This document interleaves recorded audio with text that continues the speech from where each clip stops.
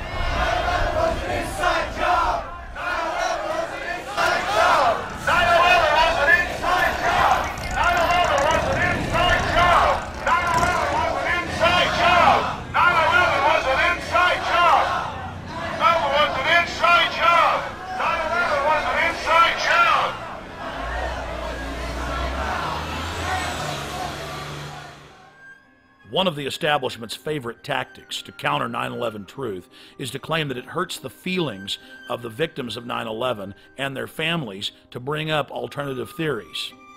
Bill Doyle is the head of the Coalition of 9/11 Families, the largest 9/11 victims organization. He reported to us that the majority of the members of his group believe that 9/11 is an inside job and that they're sick and tired of the massive concerted effort to cover up the truth by the controlled corporate press and the government. This is a very important point because the controlled media continues to claim that victims and their families don't want questions raised about 9/11. Every single 9/11 group we've talked to wants the investigation reopened and believes that there is a cover-up at the bare minimum. Bill Christensen was formerly the head of the CIA's Department of Foreign Threat Assessment. He has said that all the evidence points towards a total inside job. Former CIA clandestine case officer Robert Steele has gone on record saying there's enough evidence to indict Dick Cheney for involvement in 9/11. In early June of 2006, we traveled to Chicago to meet with fellow 9/11 truth seekers and expose the official story as a fraud. You cannot hide the truth. You will not hide the truth. It's coming out. Your crimes are coming out. Ladies and gentlemen, 9/11 is an inside job. It's a self-inflicted war. It's a government false flag terror operation. Research it. More people are waking up every single day. More people realize what the stakes are. They love their families, and they understand that the government is carrying out terrorist attacks as a pretext to re-engineer America into a police state. Why? To capture us to be their political slaves, to use us as an engine of global empire, to invade the planet. While in Chicago, we had a chance to again speak with former MI5 agent Andy Michon. I'm convinced that 9/11 was an inside job. And there are a number of compelling reasons why I think it was an inside job. Primarily, the collapse of the Twin Towers, which look to me to be controlled demolitions. Also the collapse of Building 7 of the World Trade Center complex. Also the fact that the air defences were stood down that day, who benefited from the attacks, of course. So there were a lot of put options put on the airlines that suffered during those attacks. So a whole range of different evidence that adds up to something very, very suspicious about 9/11. I feel passionately that we need to expose the government involvement in 9/11, because if we don't, they will keep doing this in future. There will be another attack in order to justify another unjustifiable war. We also spoke with Dr. Morgan Reynolds. No matter how much our inert public wants to avoid this, it's eating away. It's willful denial, willful ignorance. It's eating away at the underbelly of America. And we aren't going to solve our problems by ignoring 9/11. The biggest smoking gun then and now is WTC-7. How can anyone watch it without some kind of a psyop or verbiage accompanying it and not look at that and say, hey, that building was just demolished, just the way the Las Vegas Sands was, or the Seattle Stadium, etc. Just there's no way around that. Here we are in so-called broad daylight. It's 5:20 p.m. and we've got cameras on it. And what other explanation can there be for this very conventional-looking collapse in under 7 seconds? That just has crime, inside job written all over it. We need real convictions. We need arrests. We need prosecutions.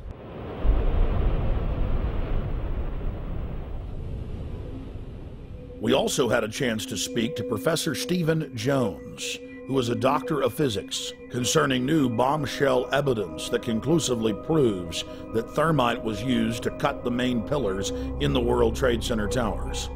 There is this molten material flowing out of the South Tower just before its collapse. It has a large quantity of yellow hot metal.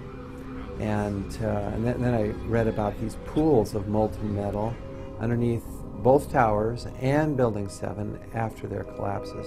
Now that fits like a glove with the thermite reaction, which produces molten iron.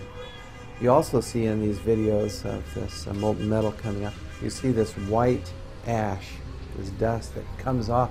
Now that combination, yellow hot molten metal, white ash floating away, that's his signature characteristic for thermite. And then finally we got some samples of this metal, the previously molten metal. Using advanced techniques like proton-induced X-ray emission and an electron microprobe, we found out what's in these samples.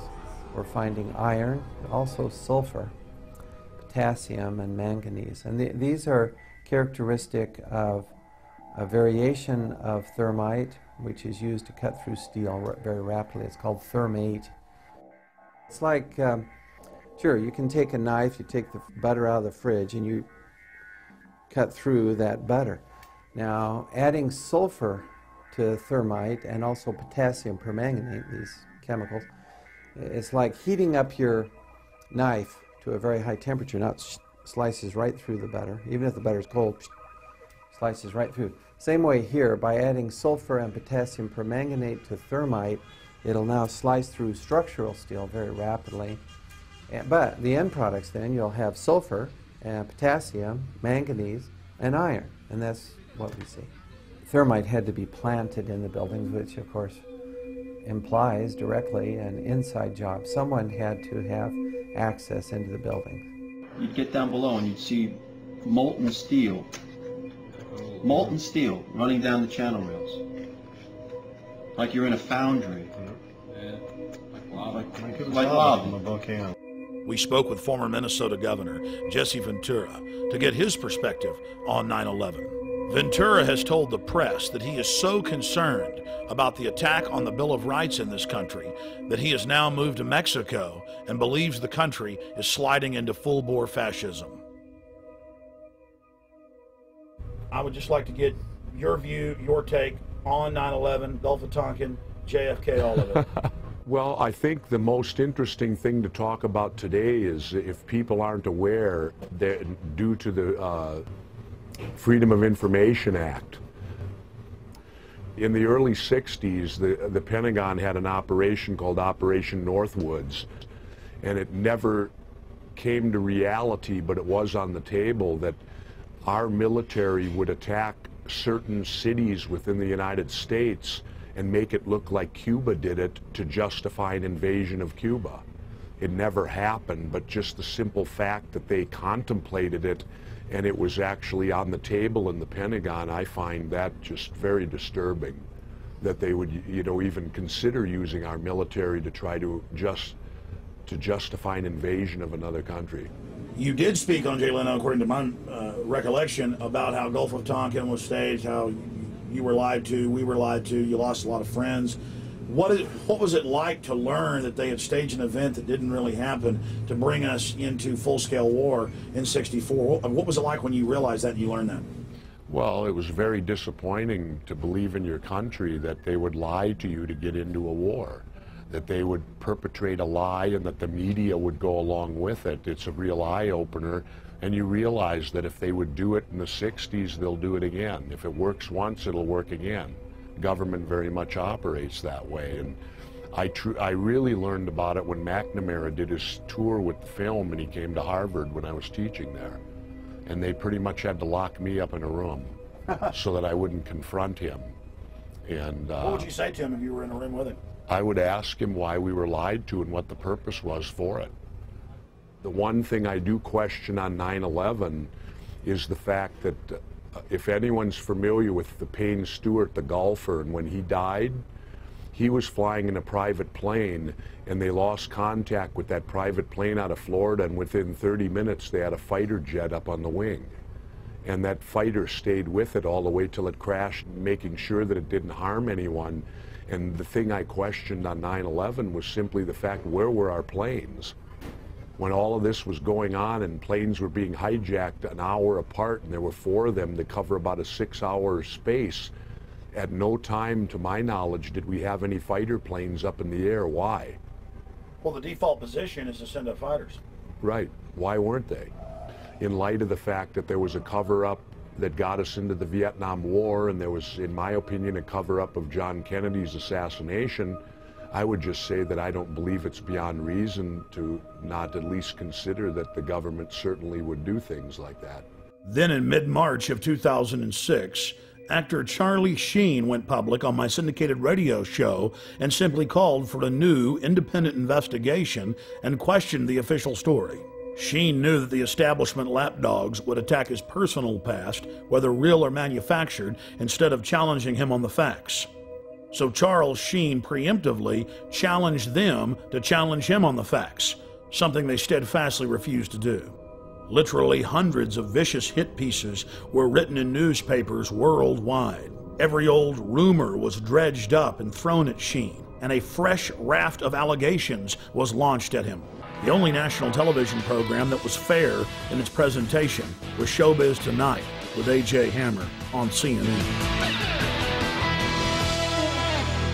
On Showbiz Tonight, Charlie Sheen speaks out on a controversial theory that the government covered up what really happened on 9/11. Taking over 4 commercial airliners and hitting 75% of their targets, that feels like a conspiracy theory. Tonight, we dig even deeper. The host of the radio show on which Sheen leveled his startling allegations joins us live right here on Showbiz Tonight. The radio host who interviewed Sheen is Alex Jones of the Genesis Communications Network.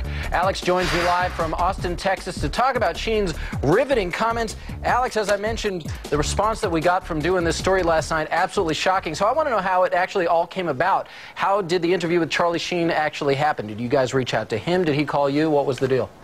Well, just to make something clear, Mr. Sheen has amazing courage to do what he's done, and he contacted me. He's been watching my documentaries for years. He's one of the most informed people that I've talked to in Hollywood on this subject. Listen, for years, Hollywood's been on fire with people knowing the truth about 9/11, and I was the first to expose 9/11 on the day. In fact, 2 months before, I had intel that elements of the military-industrial complex were going to carry out the attack. I said they'll use bin Laden, the known CIA asset, as their patsy to take the blame for attacking the towers. So Mr. Sheen is only exceptional in that he has courage in going public, courage that no one else in Hollywood had. I mean, here's a CNN poll from Anderson Cooper a year and a half ago where they said, is the government covering up 9/11? Could they be involved? 90% when the poll closed on CNN said this. So listen, I have my own syndicated show. I've done 4,000 radio interviews in the last 4.5 years. Almost no one calls in and disagrees now. We have the majority view, and we have the evidence. And bottom line, there are declassified U.S. government documents like Operation Northwoods that ABC News reported on back in 2000. Operation Northwoods, Google it, and in there the U.S. government, an element of it said we want to hijack jets by remote control, crash them, and blame it on the Soviet Union and Cuba. Now, that was decades ago. This is why we believe this. Right. Then you look at the official story, the firefighters, the police, hundreds of them saying there were bombs in the buildings. They were told to shut up. You look at Building 7, detonators are going off. You can see the explosions. And Alex, a lot of this is what Charlie Sheen was covering. I'm actually just curious, did he reach out to you guys? Is he the one who put the call into you? Sure. Is that how he wound up on your show? Sure. He called me a few weeks ago and said that he loves this country. He has nothing to gain from this. I mean, in fact, it's dangerous for him to do. But he said, I love this country and my kids so much that I'm going to do this, Alex. And I said, God bless you, because now it may spur other Hollywood people who've got major pull, who know the truth, to start going public. Look, it's really simple. Let's understand this, okay? 9/11 was an inside job. It was a self-inflicted wound, and what Charlie Sheen is doing is just amazing, and he can only be commended for it, and all he's calling for is a real investigation. I go further at Infowars.com and PrisonPlanet.com. We lay out how it happened, what took place, and it's not just Charlie Sheen. I've interviewed, CNN has interviewed some of these people, the only network that I've seen doing it. You guys have interviewed. There have been physics professors that have gone public. There have been the heads of mining colleges that have gone public. George Bush Sr.'s top CIA advisor who briefed him and briefed Ronald Reagan, one of the highest level guys at the CIA, says our government is clearly involved in carrying out terror to blame it on foreign enemies. Did you know that on CIA.gov they admit that they carried out terror attacks in 1953 to blame it on Mohammad Mossadegh in Iran as a pretext to overthrow Iran? I'm all good stuff and all stuff that needs to be talked about. But the question is why? Why have so many of the major media outlets not talked about these alternative theories that exist behind 9/11? Why is that? Mark Twain said that in the beginning a patriot is a scarce man, hated and feared and scorned, but in time when his cause succeeds, the timid join him, because then it costs nothing to be a patriot. A lot of people don't have the courage that you have, AJ. A lot of people don't have the courage of Charlie Sheen. They don't have the courage of the German defense minister, Andres von Bülow, who 2 years ago What do you think they're afraid of that's going to happen to them? They're afraid of being beaten up by the hordes of neocon intimidators who try to go out there with their Gestapo Nazi tactics to try to bludgeon everybody with their blogs and radio shows to shut up. But they've lost power because people have learned that they're a bunch of liars. They lied about the WMDs. They've lied about everything, and now their credibility is totally blown. The new White House memo just came out where Bush was talking about staging the shoot down of American planes to blame it on Saddam. That's public. That's admitted. We have been getting an overwhelming response to our Showbiz Tonight's question of the day. Charlie Sheen speaks out. Do you agree with his assertion that there is a government cover-up of 9/11? Let's take a look at how the vote is going so far. 82% of you say yes. Only 18% of you say no. I had a sense that this thing was going to get hot. I didn't realize that, as you say, it was going to go supernova. But if they continue to attack me personally, it only gives credence to our side of the argument. People want the truth. They want the truth. And what's been offered to us resembles nothing of the sort. He says is, don't believe me, check out the facts. Go look at the evidence. Don't believe the attack dogs. It isn't about Charlie Sheen or Alex Jones or A.J. Hammer. Right. It's about NORAD standing down. It's about bombs in the buildings. It's about Pentagon documents saying they wanted to carry out these attacks and blame it on foreign enemies. This is all public. That's why all these physicists and politicians and people and congresswomen, ideas are bulletproof. And the New World Order better stop carrying out terror attacks. We've caught them over 200 times in the last 100 years. Western governments doing this. Hitler does it. The British do it. The Russians did it. Governments do this. And I'm not saying the whole government. Very small criminal black world is what they're called. Operators are carrying this out. That's the facts. Please go investigate it, ladies and gentlemen. You will discover the truth. Look at America. It's turning into a police state. Well, putting cameras in school bathrooms. Nothing can stop the truth from coming out on 9/11, and we're in danger of the New World Order carrying out more terror attacks to keep this war for empire. Charlie Sheen then appeared on Jimmy Kimmel Live. Sheen again threw down the gauntlet and challenged his detractors to look at the facts of Building 7 and the 5 frames from the Pentagon. You know him from movies like Platoon and Wall Street, and in addition to seeing him every week on 2.5 Men, opening tonight, you can see him in Scary Movie 4. Please welcome the indestructible Charlie Sheen.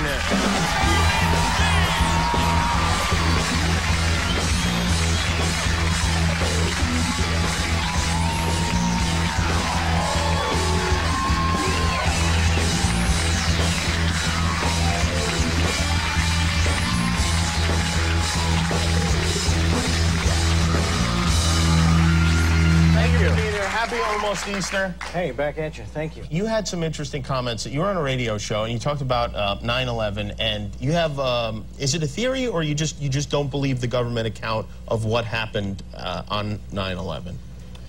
I just had questions. Yeah? I had a lot of questions, and the forum I chose to voice those questions in is the Alex Jones radio show, and just because he's a guy that I've been a fan of and followed for a lot of years, and you know, I got attacked. I mean, there were a lot of hit pieces. The reaction was people get severe. very mad when celebrities have opinions. No, I understand. I understand. I know he's not qualified. He doesn't. You know, he's just who the hell is he to have an opinion about something so horrible? And you know, it was sad because they didn't really take a look at any of the stuff I was asking them to look at, any of the evidence or any of the stuff that generated those questions. You know, and they said, oh, he's another tinfoil hat wearing Hollywood clown. You know, and it's like the only.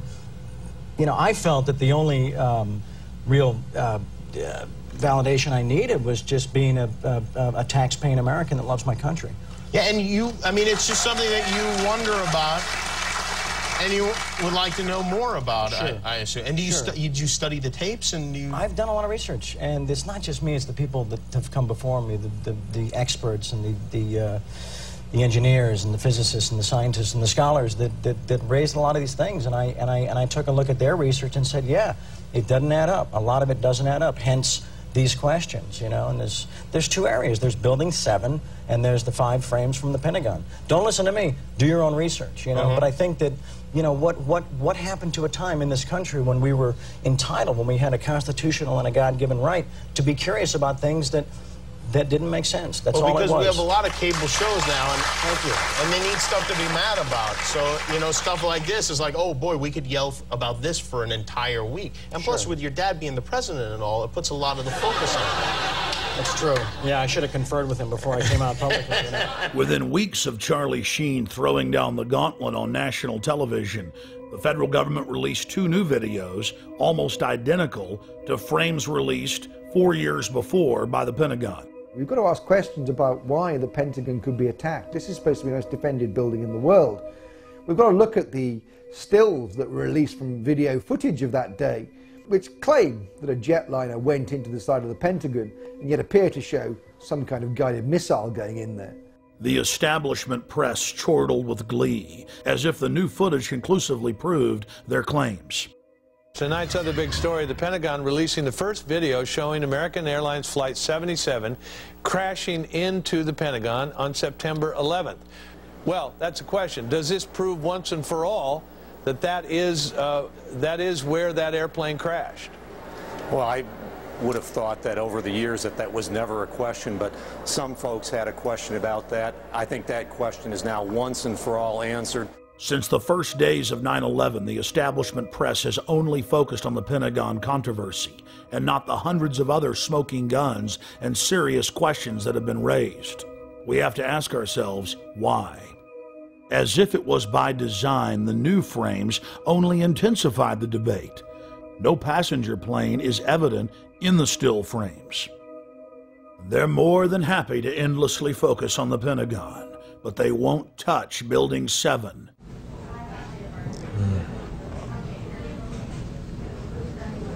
It's amazing. Amazing, incredible, pick your word. For the third time today, it's reminiscent of those pictures we've all seen too much on television before, when a building was deliberately destroyed by well-placed dynamite to knock it down.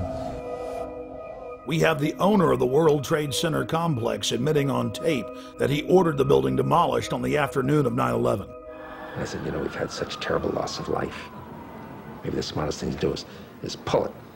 And they made that decision to pull, and then we watched the building collapse.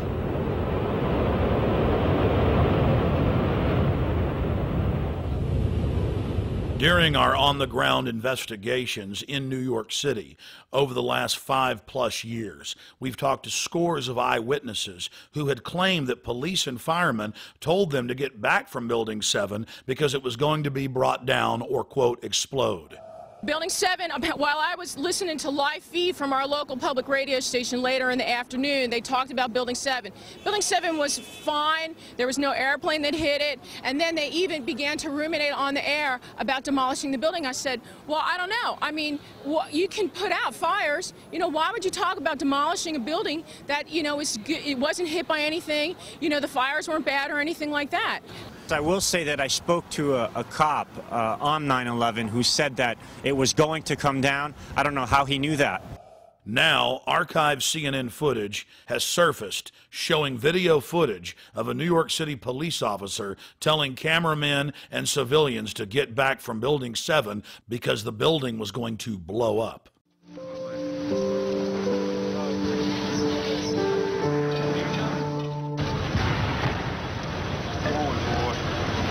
Keep your eye on that building. It'll be coming down. The building is about to blow up.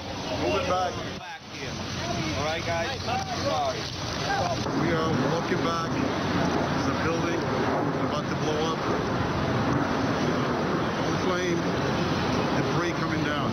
Just in the last few seconds, another building, building number 7, one of the buildings in support of the World Trade Center towers, has collapsed. This is no small building, as you can see. At 47 stories, it would stand out in most American cities.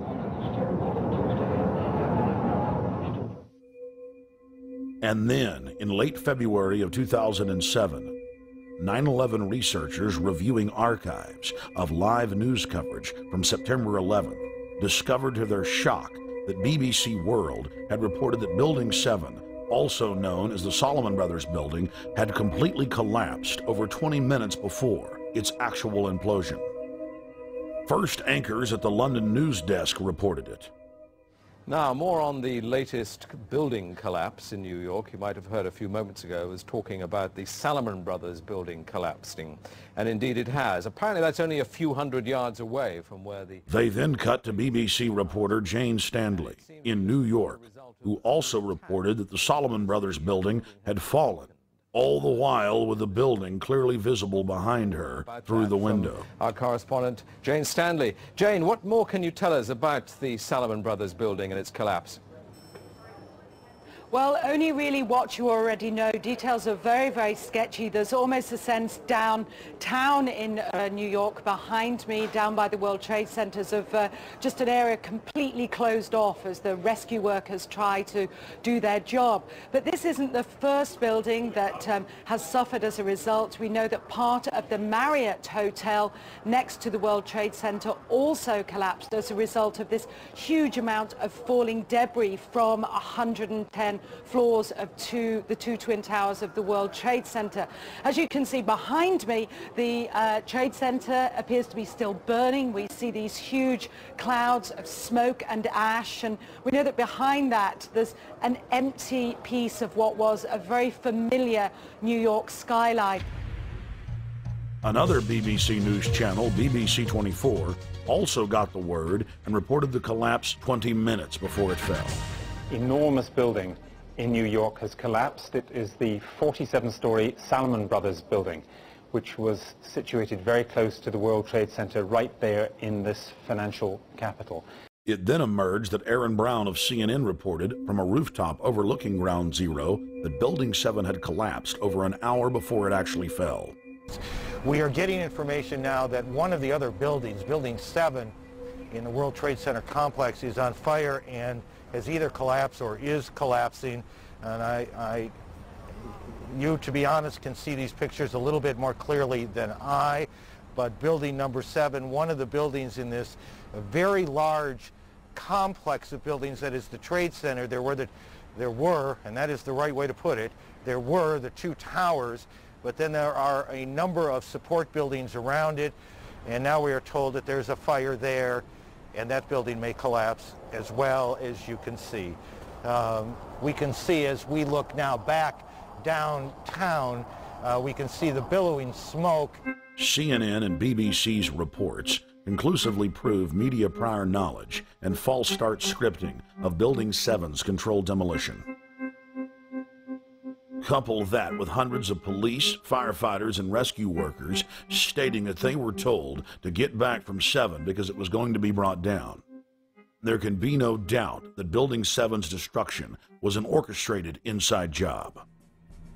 9/11 was just one salvo in an ongoing war against the free peoples of the planet. It's all part of their terror storm.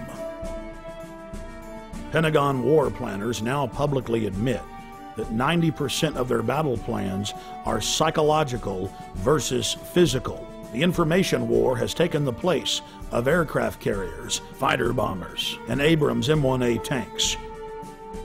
And you, the population of the planet, are the target. Put simply, modern warfare is all about selling the population to love its own enslavement.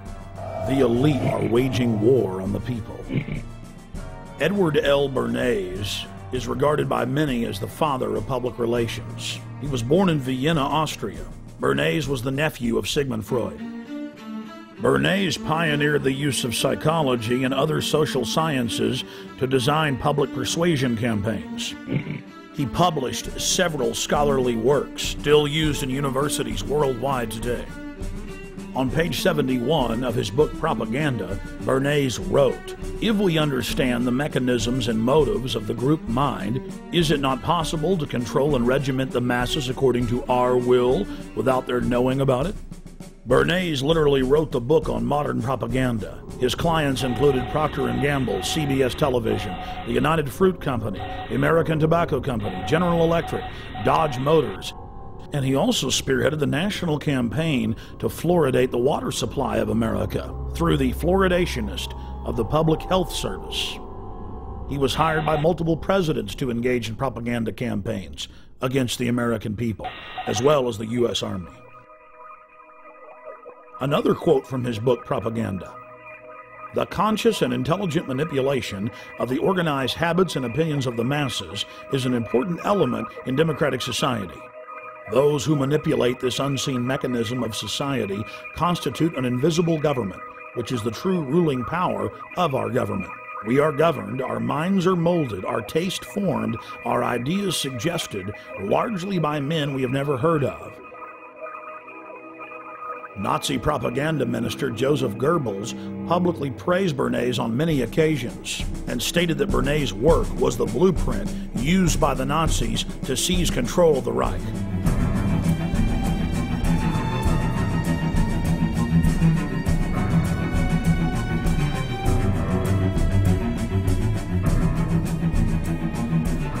Edward Bernays advanced the science of propaganda light years. But more than 60 years after his heyday, the science of mind control is thousands of times more sophisticated than even Bernays had envisioned. Since the dawn of man, bullies have attempted to dominate and control the tribe. Human history has been one long struggle of the independent free human against organized crime syndicates attempting to enslave him. Brute force has been replaced with intimidation and propaganda. We are manipulated into enslaving ourselves.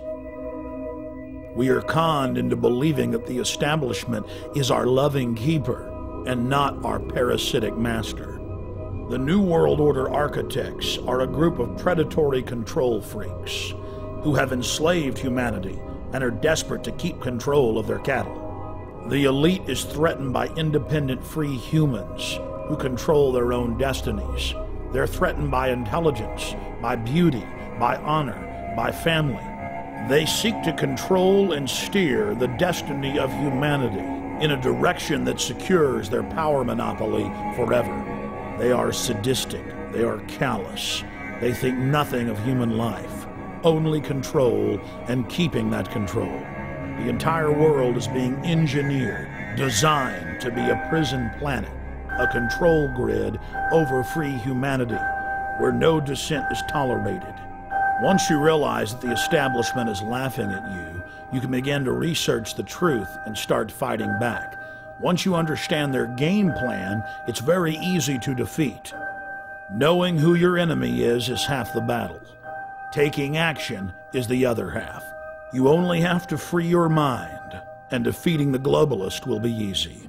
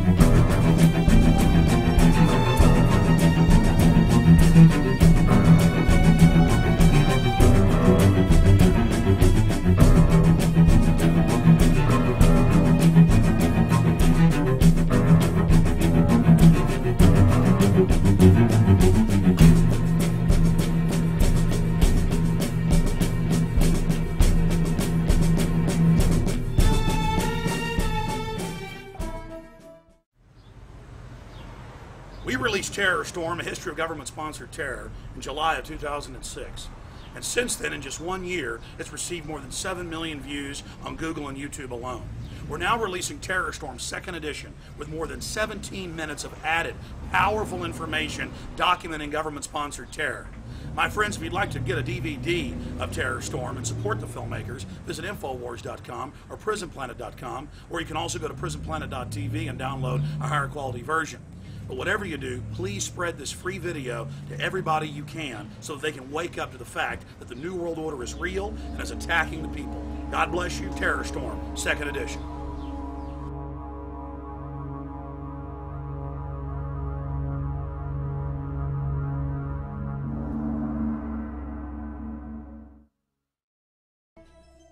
Hey guys, get your cameras on. Yeah, what's going on? I've almost been arrested 3 times every day, anywhere in the city, videotaping anything. It is an absolute nightmare. And we're looking for patriots that know what the Bill of Rights and Constitution says, and that can see all of this and know that it's a fraud. 4 planes in 2 hours! How can that be? A cop on 9/11 said that it was going to come down. I don't know how he knew that. On the morning of 9/11, the CIA was running a drill of flying hijacked jets into the World Trade Center and Pentagon. Building 7 is further away from the towers and was not hit by planes. So if your building's owned by Larry Silverstein, it collapses because he's got a big fat insurance policy. And the Project for New American Century said that we need a terrorist attack on the Order of Pearl Harbor to get the American people behind a war. Prescott Bush He did a number of things that were not only anti-American, but were pro-Hitler. A lot of people aren't going to know what Skull of... I don't really know what it is. Why don't you talk about NORAD standing down, Michael? Why not the really hardcore 9/11 issues? Thank you, and goodbye. The ritual? It's none of your damn business.